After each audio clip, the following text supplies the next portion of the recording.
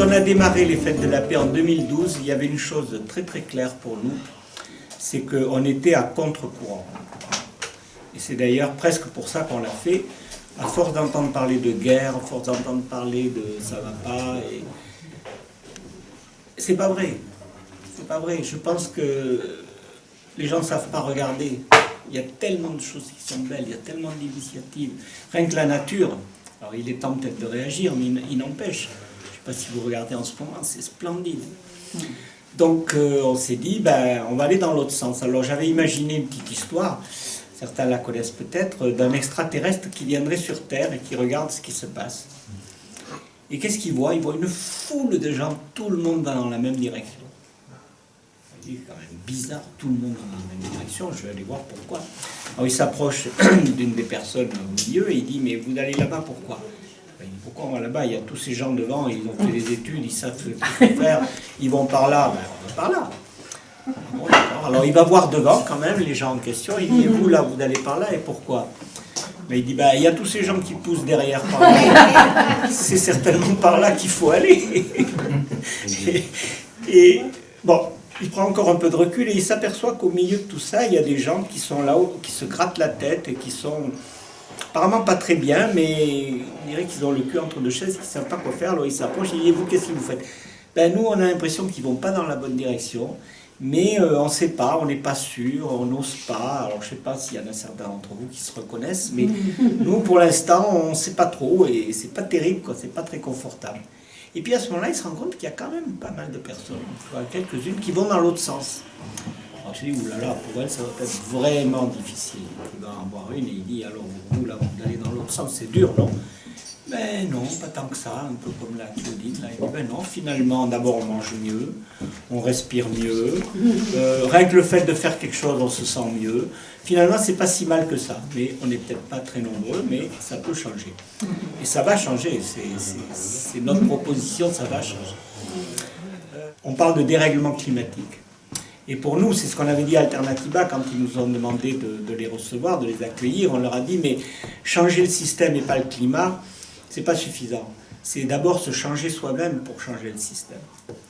Je pense que là, il y a une erreur de croire que le système il va changer si nous, on ne change pas. Donc la proposition, c'est de se changer nous-mêmes pour changer le système et peut-être le climat. Parce que le dérèglement, il est là, il est à l'intérieur de nous et il y a vraiment quelque chose à faire par rapport à ça. Et en tout cas, nous, on essaye de faire notre part, la part des colibris par rapport. Qu'est-ce qu'on fait en résumé, ben, on a commencé par des fêtes. La fête de la paix. En 2012, c'était la journée mondiale de la paix. Voilà, bon, on a pris cette occasion. Puis après, on s'est dit, ça ne suffit pas, il faudrait faire ça tous les mois. Et puis maintenant, on est au point où on s'est dit, il faudrait faire ça tous les jours, en fait. Fêter la paix. Mais c'est vrai que ça prend une dimension individuelle à ce moment-là, où il y a vraiment un engagement qui doit se manifester. Donc, on continue les fêtes de la paix. Mais depuis, on a démarré d'autres choses. En particulier, il y a les ateliers nature. On a commencé ça parce que maintenant on a un lieu, l'Ascader, on crée une oasis de la paix, ce qui donne un peu une assise à ce qu'on voudrait faire.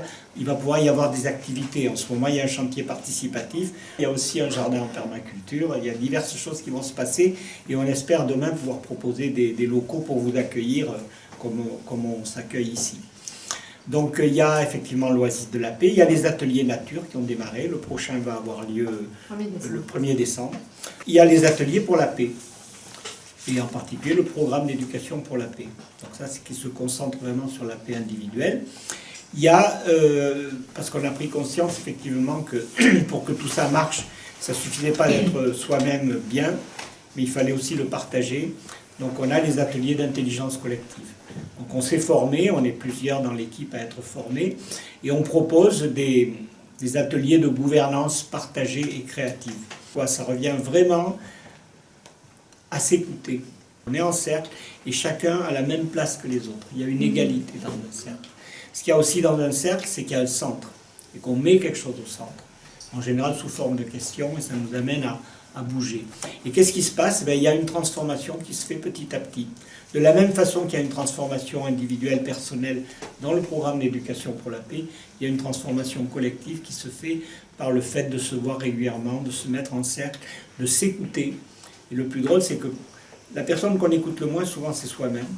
tendance tellement à se juger, on nous a tellement appris ça, que déjà on a besoin de s'écouter et d'écouter les autres, bien sûr, les deux. Et on pratique ce va-et-vient dans ces ateliers d'intelligence collective. Moi, je voudrais partager mon expérience, puisque bon, j'ai aussi au Fête de la Paix depuis presque le début. Je vais dans les écoles, je vois plein d'enfants, et donc je fonctionne avec le cercle de parole, qui est un outil pour moi très puissant et fantastique, et des petits bouts qui ne sont pas forcément habitués à s'écouter, à s'entendre, mais ils respectent tous. Enfin, je veux dire, je vois, je sais pas, 20 classes, quoi. Et donc, ils respectent tous le temps de parole des autres, ils s'écoutent, et même s'ils traficotent un peu leurs boutons, leurs machins, ils sont quand même dans une situation d'écoute. Et donc, c'est pas moi, hein, c'est l'outil qui est super puissant, et moi, ça m'émeut à chaque fois de voir ça. Donc, c'est ma petite graine que je plante un peu partout dans les écoles, mais voilà, j'en suis ravie. Je dis toujours, ça a changé ma vie, mais c'est vrai que ça a changé ma vie de connaître ces outils, de connaître les fêtes de la paix. Et voilà, je suis super fan. Voilà, ça m'a transformée.